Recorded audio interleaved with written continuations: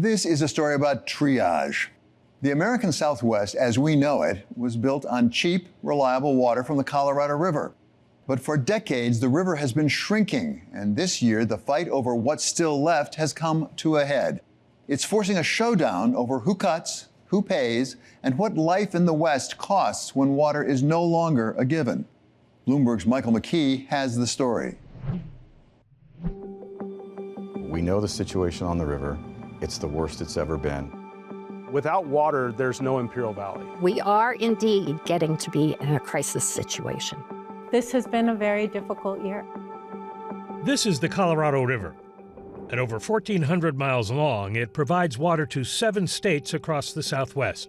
Starting in the Rocky Mountains, the river begins as snow, which melts and provides water to the upper basin, made up of Wyoming, Colorado, Utah, and New Mexico, and the lower basin, which includes California, Nevada, and Arizona. The water makes its way to kitchen sinks and front lawns, but also crops and businesses and reservoirs, which generate power for the cities in the western U.S. Lake Powell is very close to what they call the power pool. And that means that once the reservoir is below that level, it can't push the water through the turbines to create power. That's going to affect power supply. Jennifer Gimbel is a water policy scholar and former Bureau of Reclamation official. She says the river's legal framework was built in layers, beginning with a compact in 1922. But a lot has changed since then. We have no safety net now. When all those other agreements were signed, there was still a decent amount of waters in the reservoir. But no longer. This winter, the Rocky Mountains saw the lowest snowpack ever recorded, and less snow means less water downstream. Dan McAvoy is a climatologist at the Western Regional Climate Center, where he has been tracking snowpack levels across the West. Why is snowpack so important? Yeah, it's critical to pretty much all of the western United States in terms of water supply, of course. So for many regions around the West, anywhere from 50 to more than 70% of the surface water that's used for public consumption, agriculture, irrigation, all the surface water supply. Most of that comes from the snowpack that accumulates in the winter season and then historically has slowly melted through the spring and summer, but that is changing, and we saw a big shift in how that occurred this year. This is a widespread event where we've seen some of the lowest snowpack on record going back 50 to 75 years or even longer. And so that's something that kind of developed throughout the course of the year. Then we had this really unusual March heat wave, and that triggered this really abrupt and really early snow melt, leading to this really catastrophic situation in terms of snowpack as a whole across the western U.S., and conditions are probably the worst in the Colorado River Basin right now. That lack of snowpack is now showing up in the system's balance sheet. Lake Mead, which hit its lowest level since it was filled 90 years ago, and Lake Powell are the 2 biggest reservoirs in the country. Both of their water levels have been declining for decades. This year, some of the rules governing the river are expiring, and with the 7 states unable to reach a long-term agreement, the federal government is stepping in to divide the waters. So now we're down to the nitty-gritty. Who gets it and who doesn't? And you have governors' representatives, and they're concerned about their constituents. They're concerned about the economy. They're concerned about food security, but there's only so much in the river. And as they just couldn't come to an agreement. In the lower basin, the reclamation is called the water master. They control the contracts. In the upper basin, we don't have a large federal reservoir, so we don't have a way to call for that water and have it delivered. It's just a natural process. So each state is in control of its natural resources. The Bureau of Reclamation recently released plan covers the next 2 years, suggesting a 1.5 million acre-foot water usage cut annually for the lower basin, with Arizona getting hit the hardest. We think there are fundamental flaws with the final environmental impact statement, the FEIS. We believe it's not following the law. It has significant problems. What the United States has put on the table simply isn't workable for Arizona. As the general manager for the Central Arizona Project, Brenda Berman oversees allocation of the Colorado River water to nearly 80% of the state's population. The lower basin states, so Arizona, California, Nevada, what we've done is we've put forward a plan, and we did that before that document came out, and that plan is to create 2 years of stability on the river. These reductions that we're talking about, 760,000 acre-feet for Arizona, is something that our communities have been preparing for. It's not something we think we can do every year, but it's something that we are prepared for in 27 and 28. You can't balance the entire smaller river on the shoulders of either CAP's customers or in Arizona, California, and Nevada. This is something that has to be shared by all 7 states who share the river. How do you negotiate something like this? Everybody is in a corner because there just isn't enough river water. Farmers in California are probably feeling like, well, we got it better because we're what they call senior rights to Arizona. But California is still going to have to take some cuts also. Looking at the upper basin, we've been taking cuts every year during this drought.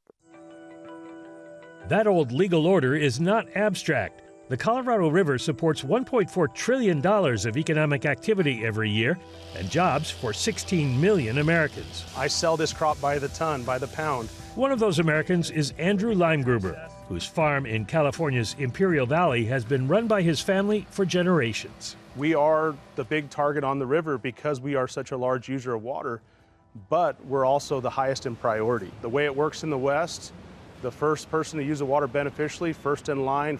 We have a system of laws in place that would have dealt with this crisis before it got to this point.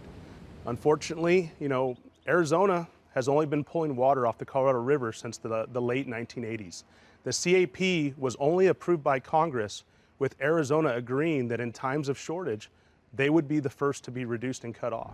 For the last 2 decades, Arizona's been taking their full entitlement even though they didn't have the need for that water. We have strong standing water rights that have gone all the way to the Supreme Court. They've been adjudicated, they've been passed and processed. We have the law to stand on. If they can come in and take that away, that means there's no such thing as a property right in the United States. The impact reaches far beyond the Southwest. In the winter, much of the food that feeds American families across the country comes from desert farming regions like the Imperial Valley. Most of the population thinks that the food that they buy at the grocery store shows up in the back. They don't know that it comes from a source, that it's produced. A lot of hands and labor and blood, sweat and tears goes into producing all the bounty that we share in. Are you able to use less water? There are areas where there is efficiency that can be gained. It just costs money. Utilizing systems like drip, overhead sprinkler systems, automated flood systems, tailwater return systems, all these different uses of technology, but they're very expensive and costly. Unfortunately, the least expensive way to get water off of farms has been fallowing. And fallowing, around here we call it the F word. It's extremely detrimental to our communities. Fallowing puts people out of work. This was not a cheap installation, I would imagine. No, this half-mile system that irrigates 180 acres was a $500,000 capital expenditure.